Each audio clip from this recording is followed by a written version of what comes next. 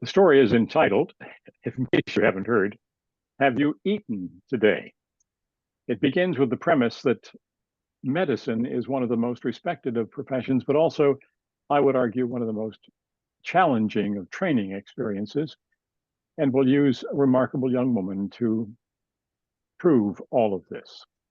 She was in the final year of surgical training, 4 years of undergraduate work with a double major in English literature and organic chemistry, then 4 years at Harvard Medical School, and now at the top of her class and on the home stretch, only 2 more months at the Yale Medical School in thoracic surgery.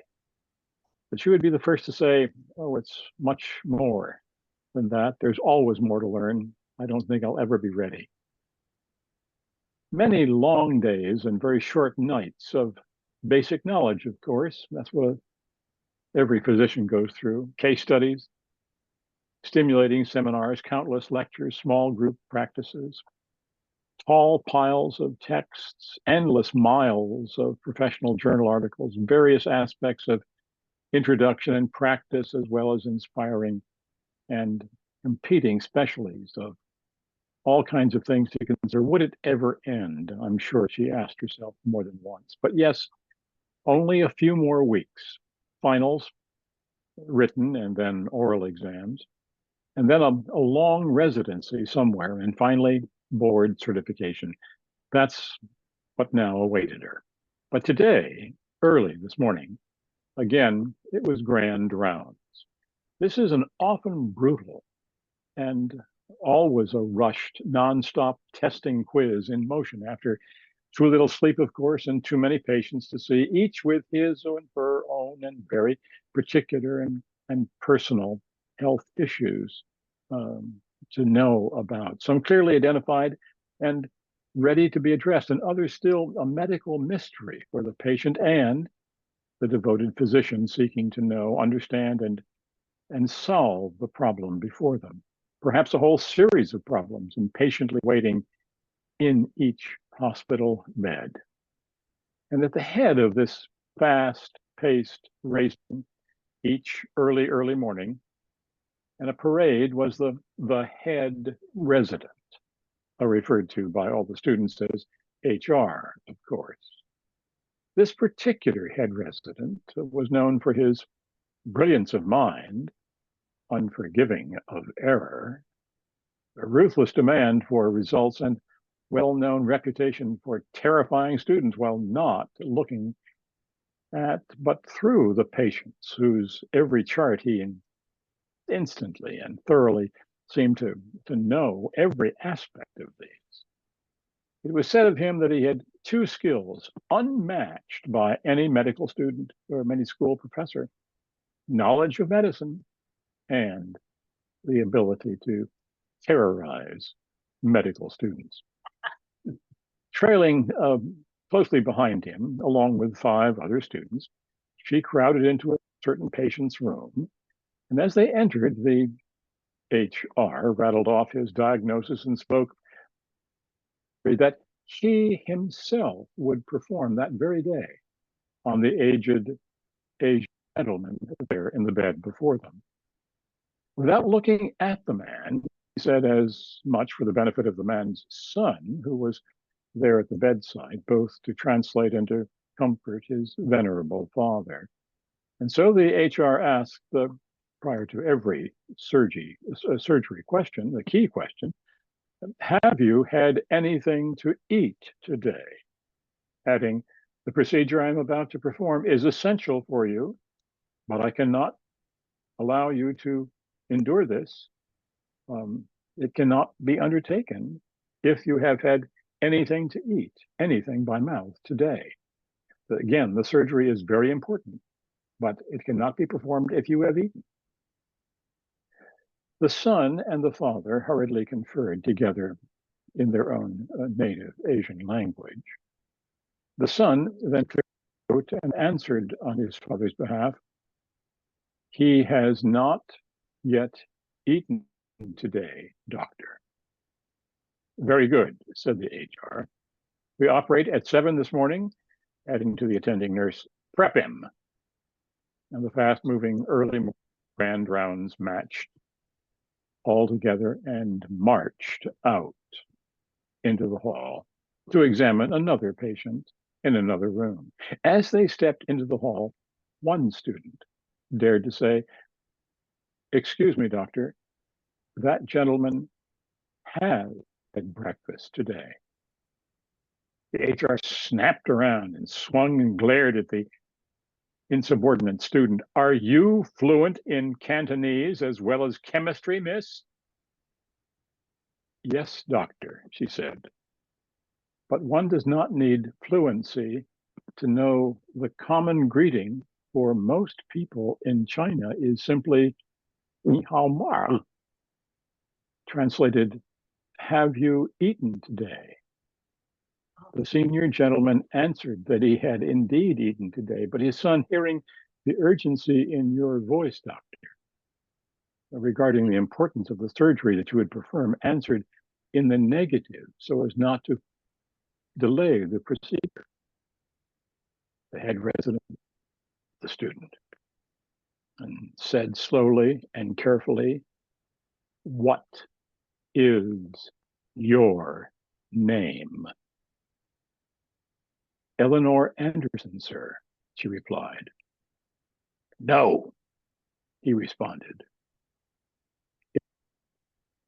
"Dr. Anderson. A good doctor can never have too much or too wide a range of knowledge. You, Dr. Anderson, shall be a very fine doctor. And you have today added to that knowledge and aided me in becoming a better one myself.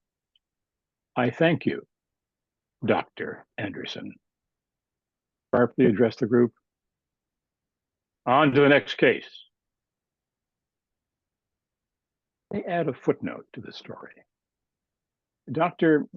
Eleanor Anderson, MD, currently practices surgery at the world-famous Massachusetts General Hospital in Boston.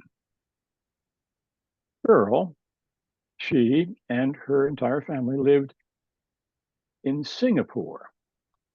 Her father was an officer in an American bank. To be worthy residents in that country, he insisted that the entire family, all, must do our very best to know the host language in the country in which we reside. And clearly, she did. So if you're ever in Boston and you need thoracic surgery, Dr. Eleanor Anderson. Thank you.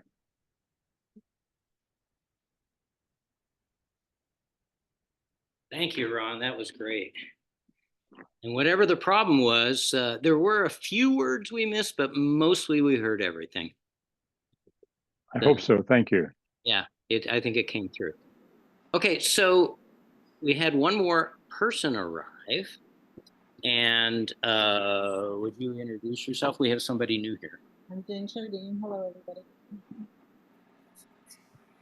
We didn't hear her. Can she say her name again? Louder? Jane Shardine. Oh, hi, Jane. Okay. I want to say something. Oh, yes, what? When I was in Thailand, when they give you a greeting, what they ask you is, have you had your rice and fish today? Yeah. So that's true. Yeah. Have you had your what? Rice and fish today. Oh, nice. So very similar to, have you eaten today? Okay, so I don't think we're going to have anybody else arrive. Tina, do you want to give your announcement? And you're muted. Yeah, you're muted. I'm going to spotlight you. And are you going to tell us a story as well? No stories tonight, just a brief, sweet announcement. Okay. And you really aren't going to need to spotlight me. You're going to need to spotlight the person whose name I'm going to mention at the end of the announcement, but let me get to there. Okay. So good evening, Inland Valley storytellers. And as I've told most of you, my name is Tina Tomiyama, and I'm from SAC, which is the Storytelling Association of California. So I'm joining you here tonight, not only to hear your stories, but also to share some good news that I think will make you as happy as it does me. First, a little background. Every year, SAC honors one single storyteller with something called the Regional Gem Award. This award goes to a storyteller who is familiar with SAC's activities and annual events, who can easily hold the stage for an hour-long performance, and who is locally involved in promoting and supporting storytelling in their community. So in even years, the Regional Gem Award goes to a Northern California storyteller, and in odd years, it goes to a Southern California storyteller. I'm going to put a little link in chat just in case you want more information about this award or to look up the names of past attendees or past awardees. Let me just pop that in there real fast. Okay.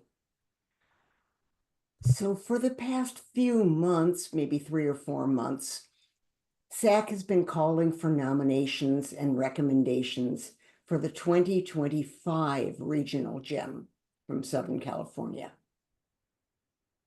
On October 12th, SAC voted, and the 2025 Regional Gem Award winner, you're the first to know, is John St. Clair. Please spotlight John. Yay! John needs to scoot up closer to the computer. So that he can be seen, right? And Yeah. SAC asked me to thank the folks who wrote recommendations to John. You know who you are, and especially Angela, who collated all the recommendations and gathered pictures too. So stay tuned for next month's Storyline newsletter, which will have a little something about John. I'm John, would you like to say anything? I am stunned and greatly honored. Had no idea. No one could deserve it more, John. So thank you. I think that was in one of the recommendations that somebody wrote for you. Thank you very much. I am greatly honored. You're And very it does mean that they will be asking you to tell in a concert, Yeah. and they're going to give you more time than maybe anyone's ever given you. Okay. So you can. Absolutely. Angela's been to a number of these. It'll probably be in coordination with the annual member meeting in the spring. Uh-huh. And Marilyn McPhee and I have been talking to see if that could maybe be worked out to be part of the Southern California Story Swap Festival. Oh yeah, that would be Do great. all of them at the same time so that all your friends are there. And you get an hour. You can either tell stories for an hour, or you can have other people up there with you, or you can do a panel discussion, anything that you want to. It's your hour. So that'll probably be right after the member meeting. That's amazing. So you'll have plenty of time to think about it. We're looking at, put this on your, save the date, April 25th. Okay, April 20th. Okay. That's what Good to Aunt know. Leanne says that's the date she's looking at too. She's organizing the So is San Diego hosting the Southern California? San Diego's hosting it, and it'll be in Vista, at someplace in Vista. I'm not quite sure where, but and Leanne Muffson is putting it together. So Oh, that means I can tell stories that I never get to tell because they're too long. absolutely. Anything you want to do. Right. There's always time constraints whenever you're doing storytelling, and I have to cut things out. And there are some stories that I just don't get to tell very often because they're too long. Well, get them out and polish them up, John. Yeah. Right. That's the 26th of April. The Saturday is the 26th. Is it the 26th? Okay. Yeah. Sorry, I got That's that. a Saturday. Okay. Yeah, It would definitely be on Saturday. Yeah. Yeah. Thank you so much, Tina. Yes, thank you. Thank you. Okay, now who else on Zoom has a story? Adrian does. Okay, good. And I'll have one later on. Okay, well, I want to do all the Zoom people first, and then we'll do the people here Okay, after that. That way I don't have to switch back and forth so many times. okay. Well, this time of year, and with some of the students I've been working with, you know, I feel like we're just barely a little more than a week away from All Hallows Eve. And I think we just need a really, really good dose of some Edgar Allan Poe. There's a number of stories that I could tell, but they're always a little too long. But one of my favorites at this time is, of course, the poem that you know, The Raven. And I just love hearing the music of it. So if it's all right, just before Halloween, I want to tell The Raven. Once upon a midnight dreary, while I pondered weak and weary over many a quaint and curious volume of forgotten lore, while I nodded, nearly napping, suddenly there came a tapping as of someone gently rapping at my chamber door. "'Tis some visitor," I muttered, tapping at my chamber door. "Only this and nothing more." Ah, distinctly I remember it was the bleak December, and each separate dying ember wrought its ghost upon the floor. Eagerly I wished the morrow, vainly I had sought to borrow from my book surcease of sorrow, sorrow for the lost Lenore, for the rare and radiant maiden whom the angels name Lenore, nameless here forevermore. And the silken, sad, uncertain rustling of each purple curtain thrilled me, filled me with fantastic terrors never felt before, so that now, to still the beating of my heart, I stood repeating, "'Tis some visitor entreating entrance at my chamber door. Some late visitor entreating entrance at my chamber door. This it is, and nothing more." Presently my soul grew stronger, hesitating then no longer. "Sir," said I, "or madam, truly your forgiveness I implore. But the fact is I was napping, and so gently you came rapping, and so faintly you came tapping, tapping at my chamber door, that I scarce was sure I heard you. Here I opened wide the door. Darkness there, and nothing more. Deep into that darkness peering, long I stood there, wondering, fearing, doubting, dreaming dreams no mortal ever dared to dream before. But the silence was unbroken, and the stillness gave no token, and the only word there spoken was the whispered word, Lenore. This I whispered, and an echo murmured back the word, Lenore. Merely this, and nothing more. Back into the chamber turning, all my soul within me burning. Soon again I heard a tapping, somewhat louder than before. "Surely," said I, "surely that is something at my window lattice. Let me see then what thereat is, and this mystery explore. Let my heart be still a moment, and this mystery explore. 'Tis the wind, and nothing more." Open here I flung the shutter, then with many a flirt and flutter, in there stepped a stately raven of saintly days of yore.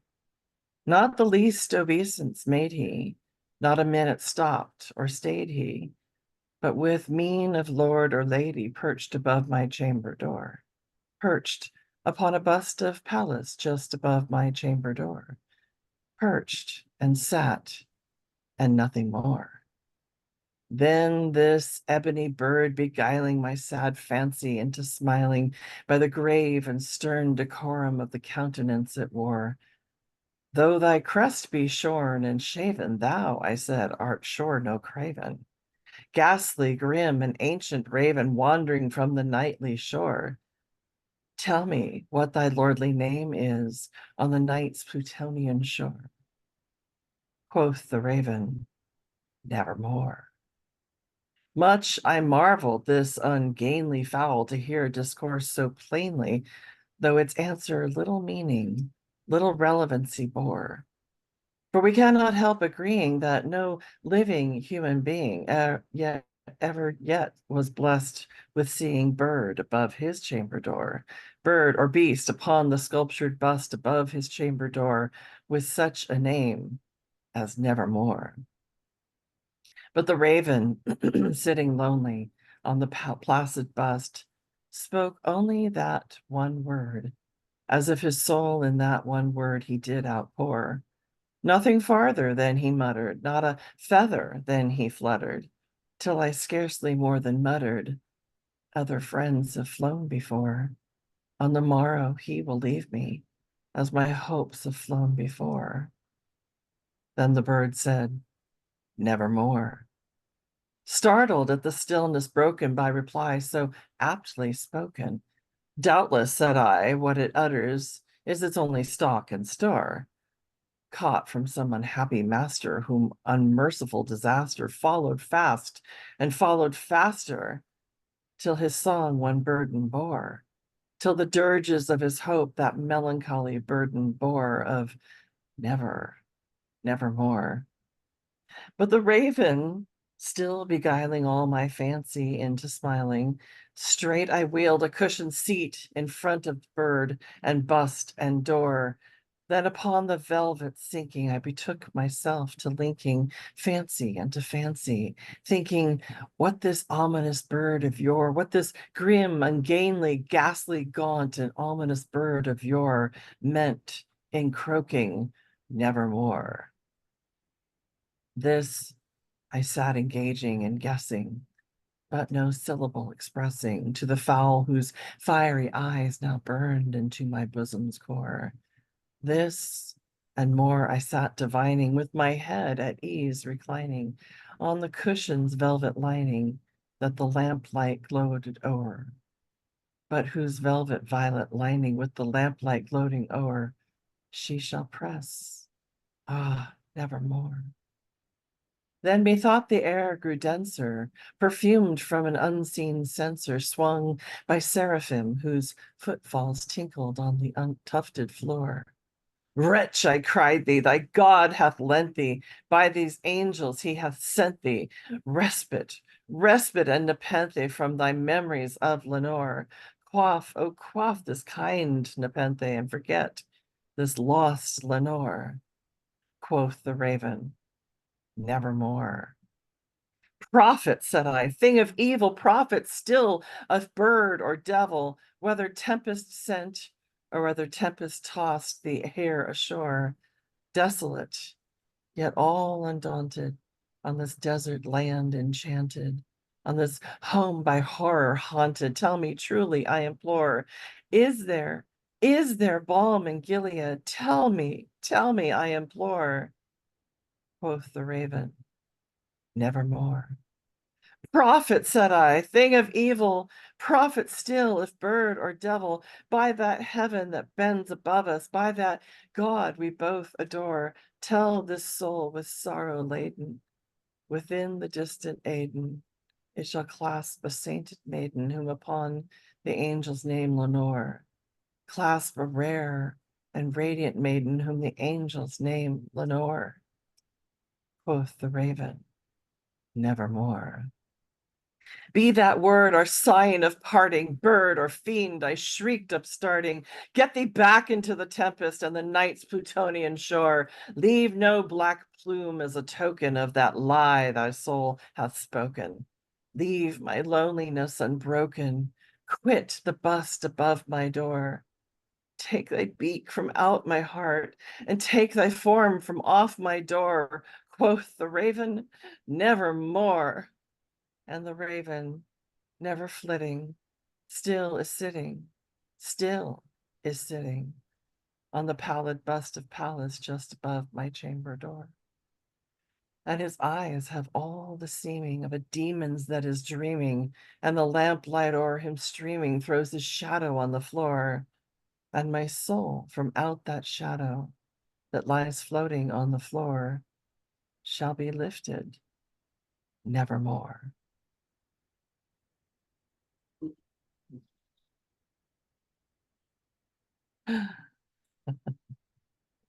Well done. Thank you. Okay, do we have anybody else out there in Zoom land that has a story? I have one, but I'd like it not to be recorded. I'd like to just tell it here. Okay, So do I you mind turning off the recording? can do that. I can stop the recording. Just help me remember to turn it back on.